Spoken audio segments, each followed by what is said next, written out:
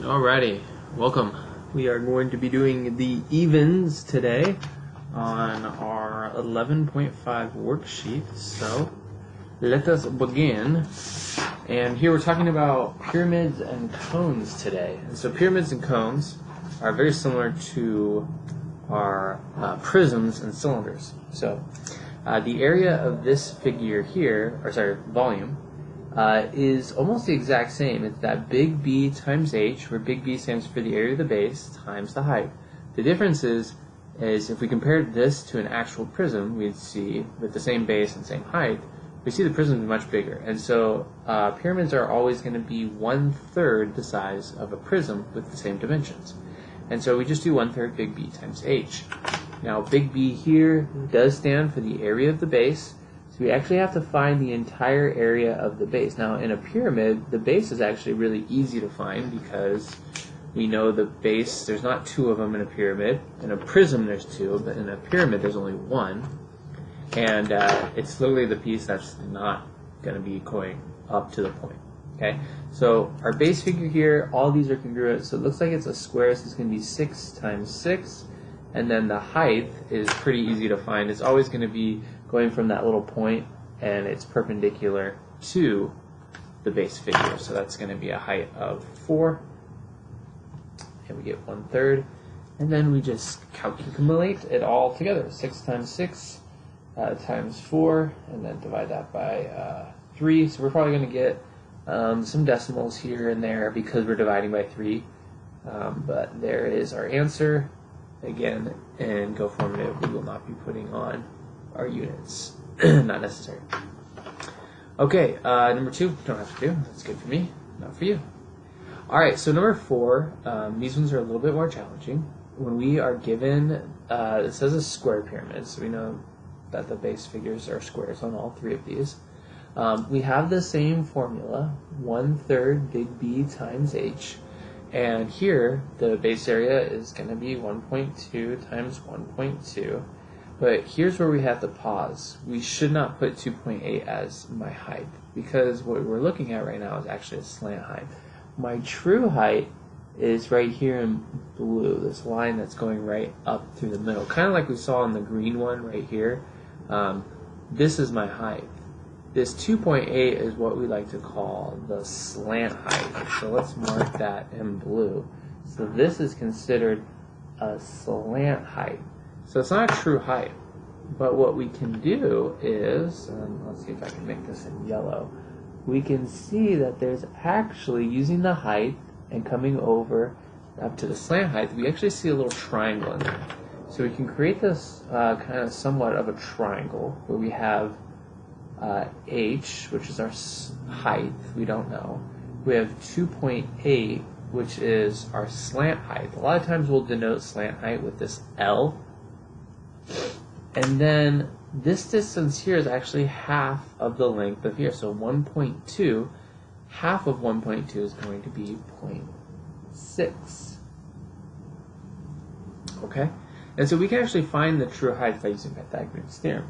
H squared plus 0.6 squared equals 2.8 squared. So I'm going to use my calculator off screen to calculate what is my height. And we're going to get about 2.7. We'll just round that to the nearest tenth, about 2.7. And so this is my height that I want to use, and then we're going to plug that in, 2.7 right there, kind of squeeze it in there. So we get 1/3 of 1.2 multiplied by 1.2 multiplied by the height that we found using Pythagorean Theorem. Okay, so that's what we're going to put. This whole thing right here is going to go into my calculator, and then out is going to pop my answer. 1.2 times 1.2. You got to be really careful here. A lot of decimals. Don't want to accidentally put them in the wrong spot. That could potentially be disastrous. All right, and we get our final answer as 1.296. So I'd round this to about 1.3 for rounding to the nearest tenth, which it says to round to the nearest tenth. So 1.3, and that's in centimeters cubed, which we would actually call that cubic centimeter. All right, there we go. Number 6. Number 6, we're dealing with the same thing here, where we have our volume equals 1/3 big B times h. The base figure is a square, so it's going to be 5 times 5. But we don't have that actual height, so we get to draw that little half triangle that's kind of embedded in here. 14.2 is my slant height. I don't know my actual height. And then this is 2.5. Again, it's half of this base length of 5. So Pythagorean Theorem. Again, the hypotenuse always goes by itself. The hypotenuse, a squared plus b squared equals c squared. C is the hypotenuse, it is the longest side. Hey, probably missed me singing that in class, I'm sure. Probably not. That was kind of a joke. Alright, so I got 13.978.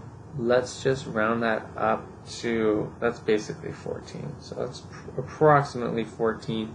So we'll just use 14. Why not? Okay? 5 times 5 times 14. We're going to get 350 divided by 3. And that's going to be about 116 point, I'm going to go 7, round that to 7. And that's cubic meters. Okay? Alright, we are cruising right now. That was number 6. Okay? How many do we got today? 17 questions. Not bad. 8. Alright, so 8. Here's our first one where we are going to be doing our question in with a cone. And so a cone, a little bit of an interesting player. Because the cone is also one of those ones where it's like a cylinder, except for it's going to be 1/3. So we use the same exact cylinder formula, except for we use 1/3. So the main thing here is we have to be careful of the diameter. So when they show the entire length and they're pointing near the center, it usually means they're giving us the diameter. So 8, in fact, is our diameter, which means our radius is going to be half of that, which is 4. So we're going to get 1/3 pi 4 squared times the height of 12. Now, it says find the volume in terms of pi, also round it as indicated. Okay, just do the in terms of pi. Always do in terms of pi. I think it's just a much nicer, cleaner way of doing it. Otherwise, you're always going to get decimals. So 4 squared is 16 times 12 is 192. Divide that by 3, 64. So we're basically, I'm just taking care of all these numbers. I'm not even touching pi, so I did 4 squared times 12, then divided by 3. And then we just leave pi on there, and then put our units, and we are good to go. Just like that. So those ones are much quicker. It's so nice that the evens happen to fall on the slant height ones, which are a little bit more challenging. These ones look slanted, and so you're like, oh, this is going to be a more challenging problem. Nope, it's actually the exact same. We still just need our radius, which, so here we have the full thing, so the radius is just half of that, so it's 21. So we get pi 21 squared times, and 12 is still the height, even though it's not in the middle, it doesn't matter, that's how tall it is. It's perpendicular to the base and goes to the highest point. So there's my height. And there we go. So we just gotta go ahead and do that. So that's gonna be, I wrote 4. Or no, that is a 21. It just looks really close to each other. So that's a 21. That looks more like a 4. There we go. Space it out better. 21. So 21 squared gives me 441. Then I'm going to multiply by 12, which is 5,292. Then divide by 3, and we get 1,764 pi, and we're going to go cubic centimeters for number 10. All right, number 12. Same thing. These are so easy. I love this. This is a fun worksheet because it's not hard. Radius, well, half of the diameter, which is 14. That's literally the only thinking you have to do. The height is 25 and 1/3. So 14 squared. Remember, we just leave pi till the end. So 14 squared, 196 times 25, 4,900 divided by 3, and we get 1633.3 3 pi. And that's going to be in, what, cubic meters? For number 12. Alright, boom, there it is. Okay, 14. So this is a composite figure. So I'm actually not going to do the composite. I don't like doing the composite figures. But all you have to do is find the volume of these shapes individually and add them together. This one, you're going to find the volume of the big shape and then the little shape, and you're going to subtract them. So you actually want to subtract that gray one out. So you'll have the big volume, so say the big volume is 100 and the small one's 20. Subtract it, you get 80. Okay? Alright, but I do want to do this one. This one is a good one right here. Okay, so this is a pyramid. So volume equals 1/3 big B times H. Now, we don't have the height, but we can find the base. It's 15 times 15. I don't know the height, and it's 1/3, but they gave me the volume. Okay?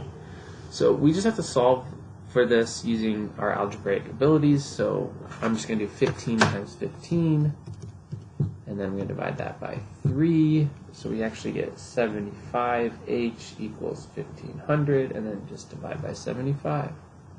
So 1500 divided by 75, and H is going to equal 20. Okay, so this is just kind of like a little bit of an algebraic one. Again, remember, pyramids and cones is the exact same thing as our last video on 11.4. The only difference is it's 1/3, and then do be careful about our little slant height guy. I did 2 of those problems. You only have to do 1. So, anyways, all right, guys. Happy mathing. That's not a saying I'm going to use. I'm sorry.